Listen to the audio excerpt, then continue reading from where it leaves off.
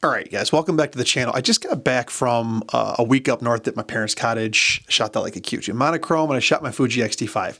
We're going to talk about the Q2 monochrome in a follow-up video, but I want to get something off my chest because, believe it or not, I have not been watching a ton of gear review videos as much lately, and I've been making a lot less videos on this channel, as you guys are well aware, and something caught me by surprise. As you guys may or may not know, I've been shooting on a Fuji X-T5 for the last couple weeks, and you know, I go back and forth to Olympus and Fuji. This is my two favorite camera brands. They seem to do it for me a lot more than, say, like Canon, Nikon, Sony, even though Canon, Nikon, Sony are probably the most capable complete cameras of all of them, just given sensor size and autofocus performance and that kind of stuff. Don't hate me for that. But I'm a hobbyist that shoots professional very infrequently. And so for me, it's like I'd rather enjoy my camera. Anyways, I digress. So I haven't been watching a lot of videos on things going on, but I went and picked up the X-T5 again with a couple of lenses, and as soon as I got it, there was a firmware released for the X-T5. And I thought, oh, this is cool because they're sending out the Reala Ace film simulation, which I've been interested in. And so I went hurry up and downloaded it. Now, before I tell you what my issue is, I'll have you know, like, my experience with Fuji in the past is that Fuji's autofocus has always been not great, especially for tracking. It always seems to, like, if it hits focus, you know, the Fuji lenses are really good, but it never seems to be tack sharp.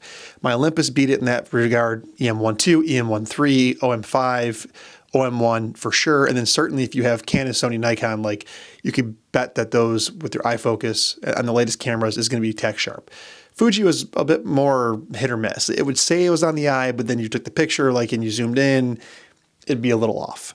Not a big deal because most of the time, I should say no big deal. But when you go to print the picture or post it online or whatever, like, that little bit difference is not going to make or break the image. And it definitely was capable of capturing perfect focus.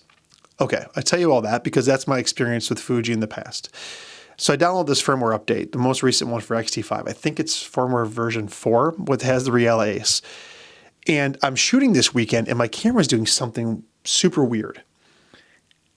And there's a video I'm going to put in the description below. You guys can go watch after this that shows you exactly what I'm talking about because this guy nails it. On his XH2S, it's the same problem on the XH2 as the X-T5, and I'm assuming even the X100 that's out.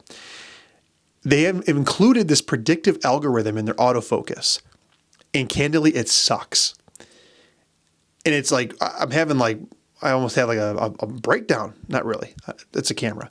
But I almost had a breakdown on the autofocus because what's happening is it'll track your eye, and if you move, it tries to predict where that eye is going to go and moves the focus box over there.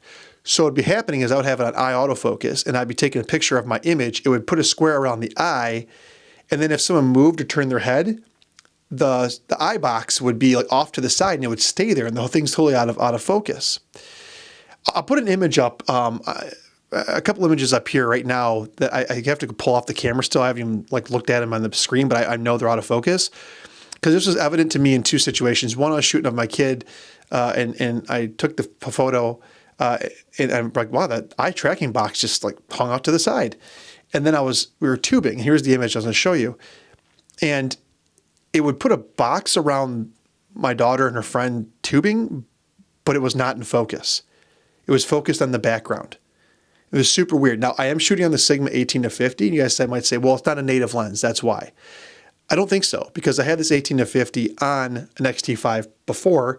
Yes, I repurchase these things all the time, and it was no problem. It was incredibly sharp. It was really, really good. And Fuji has just jacked up the autofocus on all the latest cameras with this predictive algorithm. It's trash. And I don't think you can even revert back from what I understand.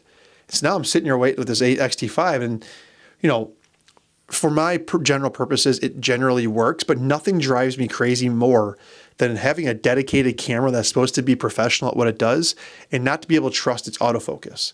That sucks big time. Even at old contrast-based autofocus systems like Panasonic used to have, I knew at least for stills I was going to get it in focus. My Leica Q2 monochrome, which is down there, is contrast-based. Far more accurate in its autofocus this week. That was surprising. And it leads me to a bigger thing, okay? Go watch that video in my description below after you're done this. But one more thing to add on. What is Fuji doing? They're creating this artificial scarcity. You can't find XT5s hardly anywhere. I mean, you go on B&H Photo, they're sold out a lot of places. XH2Ss are hard to find, XH2s. You can find them, but like they're not readily available everywhere.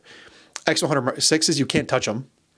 And even like the XS20 with certain kits, like they're just creating this artificial scarcity with their bodies. And then even lenses, like the 150 to 600. Again, you can find it, but go on B&H. You can't get them right now. The 27 2.8 that I picked up, you still can't find this in a lot of places. Like my local camera store had to have it. And this was hard to find. This should be a staple lens. They should be packaging this thing with their smaller bodies because it creates a really compelling aesthetic and kind of package. They're creating this artificial. So Fuji went from this cool retro styled camera with amazing color science. They had lacking autofocus, but they're just cool cameras that were well priced, feature rich, and you can count on their Kaizen to improve the camera and add more features as time goes. They have gotten away from it a little bit. The Kaizen actually makes the camera worse apparently now. They save all the latest film simulations generally for their latest flagship to help sell it and push it. And the autofocus tracking has not gotten better. I don't think it has. And then you have the scarcity issue. So someone made a point I heard on another channel as I was researching this problem. If you're a professional and your camera gear gets stolen or it gets broken, you can't just expect to walk into your local camera store or Best Buy or even overnight something from B&H or Adorama and expect them to have it in stock, get it replaced and get back and going and support your business. If I was a professional photographer full-time, I'd be hesitant to shoot Fuji as my main cameras because of these issues that they're causing. It's something to think about. Like what I don't know if Fuji's like just dedicated to other things, which they clearly are because they're a conglomerate. They're not just a photography company, or if they're doing this on purpose. But Fuji, if you watch this video, which I doubt you will, you need to get back to what got you guys in this seat in the first place that made you popular with YouTubers and other people and other photographers. And that's Kaizen with improvements, not making them worse. You need to fix your autofocus. You need to fix your supply chain issues. I'm sorry, it's not a pandemic thing anymore. That's total BS. I don't care what you say. Other camera manufacturers don't have these issues. You can go buy a Sony, a Canon, or a Nikon at will anywhere right now, even Olympus cameras, and pretty much be fine. You guys are doing this on purpose, and it needs to stop because people are going to start bailing on your brand. And once that happens, it is all over for you guys. You're only popular right now because of what has happened in the YouTube community and it's happened with enthusiasts. So get back to what you were doing. Make the retro cameras. Get back to the XE series cameras. Get back. Where's your X Pro 4? You guys, that's like a staple camera of enthusiasts. Get back to that. Okay. I think my rant's over. Go watch the video in my description below. It'll perfectly show you the issue that I'm faced with and what I dealt with this week.